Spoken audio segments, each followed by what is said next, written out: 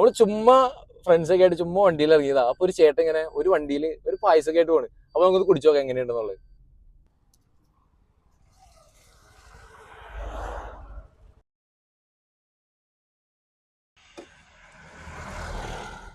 പായസം എങ്ങനെയാ?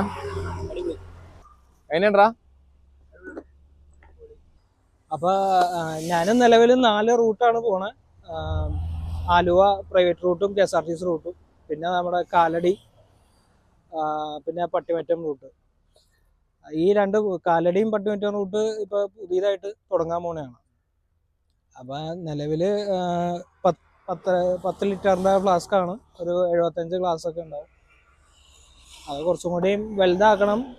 പെട്ടെന്ന് തന്നെ നമുക്ക് സന്ധ്യ ആകുമ്പോഴത്തേക്കും, ഒരു 6 മണിയൊക്കെ ആകുമ്പോഴത്തേക്കും സാധനം തീരുന്നുണ്ട്. പിന്നെ വീട്ടില് വൈഫാണ് ഇത് പ്രിപ്പറേഷൻ